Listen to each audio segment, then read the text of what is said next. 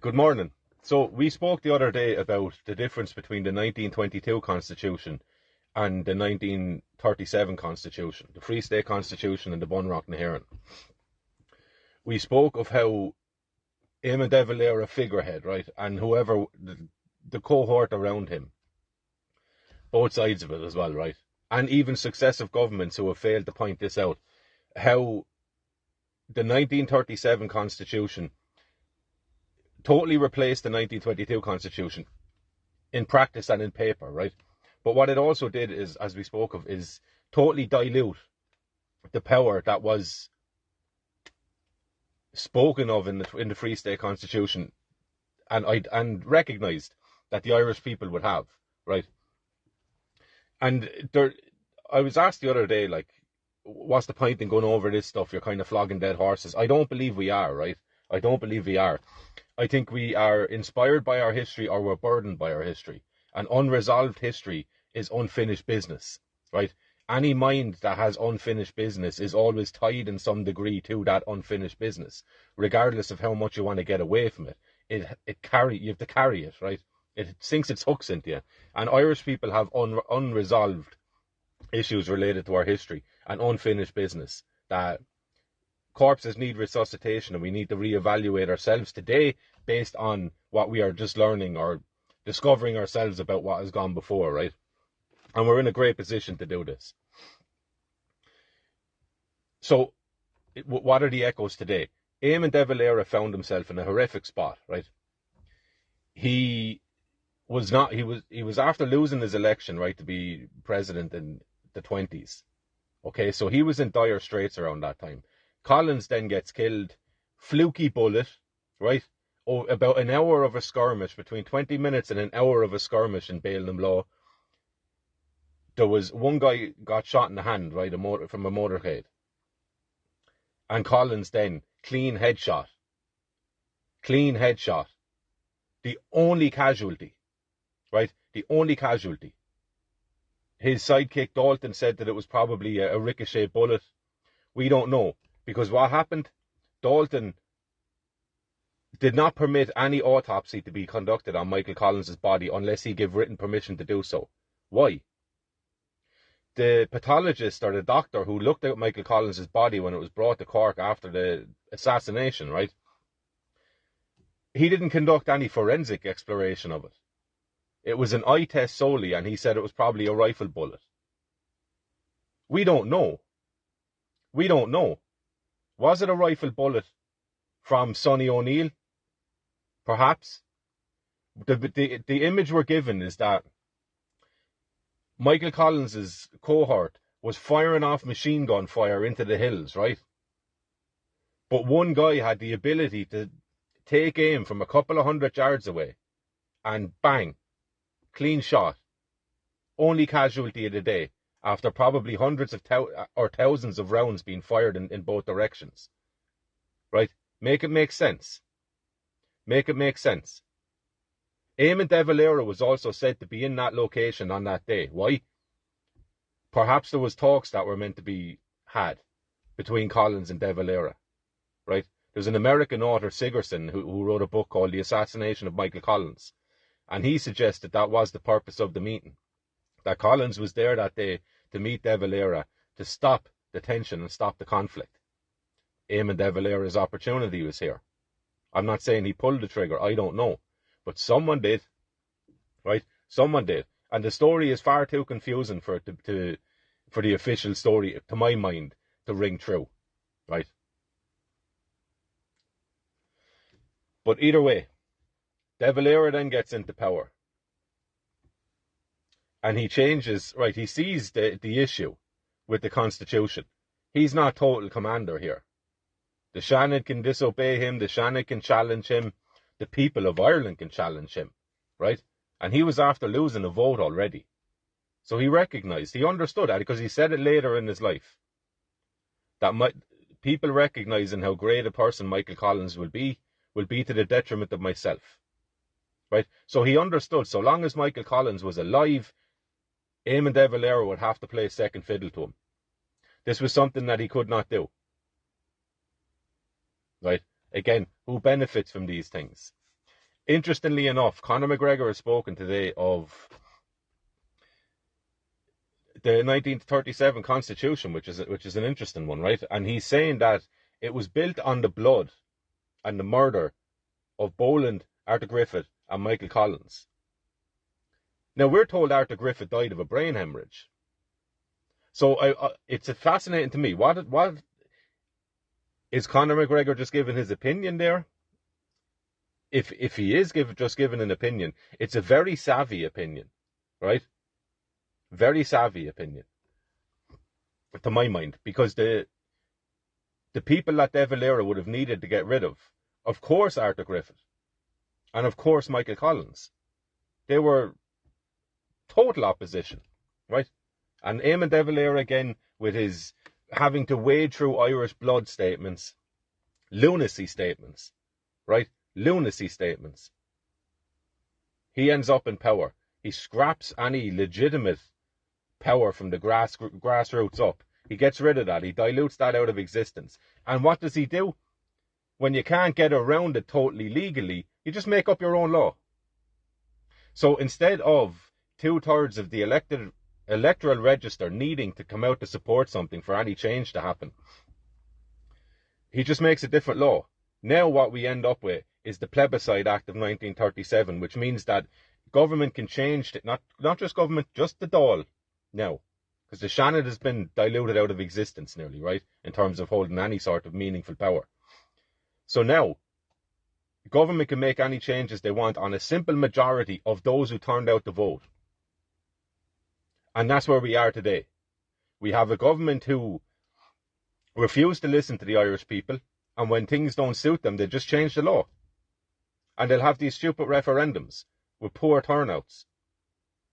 And they just steamroll everything that is good in the 37 document, right? And Conor McGregor, interestingly enough, is saying that the Constitution will be fixed. We've spoken about this a few days ago, of getting to the core of an issue, right? Getting to the core of an issue. There is absolutely a legal challenge that can be put in against this Constitution on many different levels, right? On many different levels. But the idea that we have freedom of expression, save in accordance with the law, right? So as long as it's not opposed to the common good, social morality, all that nonsense, that doesn't really mean anything. We are Irish people. There is never a case where we have a social morality that we all adhere to. That is the way we are. You will never centralise an attitude in Ireland, right? You just won't. But that's what's been imposed on us since that day. And Conor McGregor is calling it out, and I think it's great. We'll see which way this goes. But one more point on the Conor McGregor dynamic, right? So, Donald Trump brings over Micheál Martin on the 12th of March, has a nice cordial chat with him, inflates his ego a little bit, massages it, manages him. He manages Micheál. Micheál's giggly and, yes boss, right? Manages the man perfectly. Then 5 days later, Conor McGregor speaks in the White House. He's taking pictures with Donald Trump. He's meeting the Secretary of Defense. He's meeting Robert F. Kennedy Jr., right?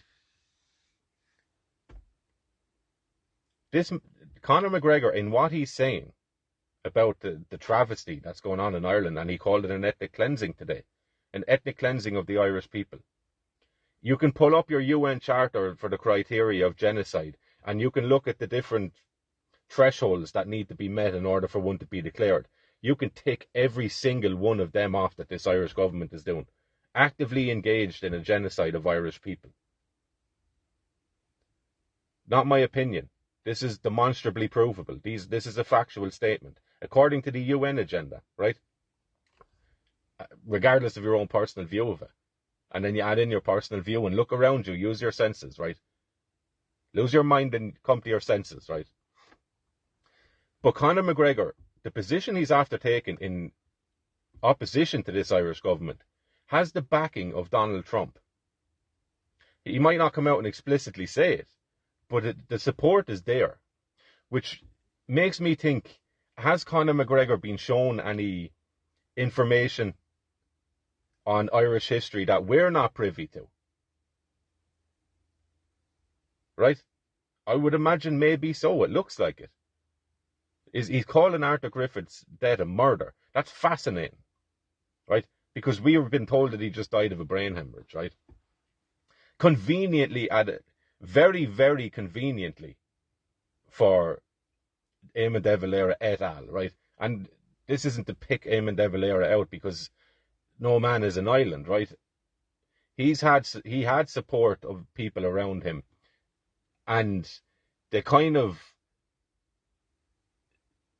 smart arse politician that we've had since then have just followed the mold of Eamon de Valera, speak in these overly romantic sentiments, but not actually address anything. If you read any of his speeches, they sound lovely and slightly poetic, right? But they don't actually mean anything. They don't get you from point A to point B.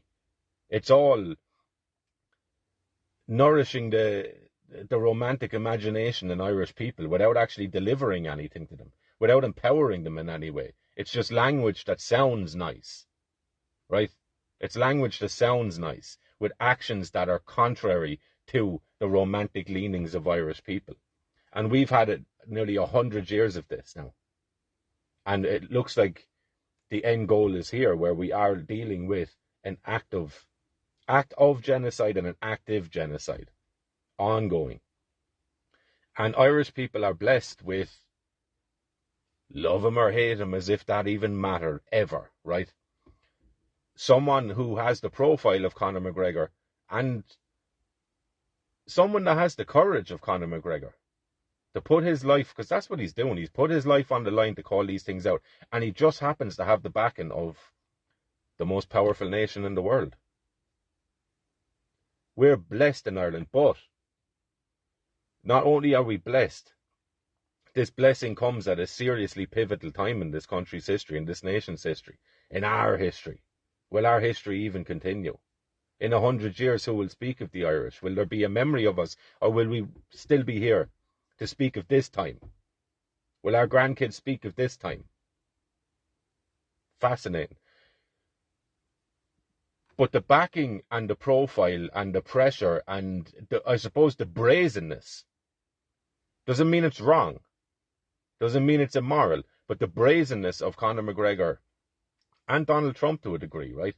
To come out and on the international stage declare, Conor McGregor's case, declare himself as an enemy of this government, right? It's a bold move. And if things weren't so drastic and severe in this country, it probably wouldn't be warranted, right? But desperate times call for desperate measures, right? And moments of total annihilation bring out the best and the best of men, right? So there's been a call put out to Irish men here. And it's a call that I would imagine any other Western European nation or any other European nation would be begging for.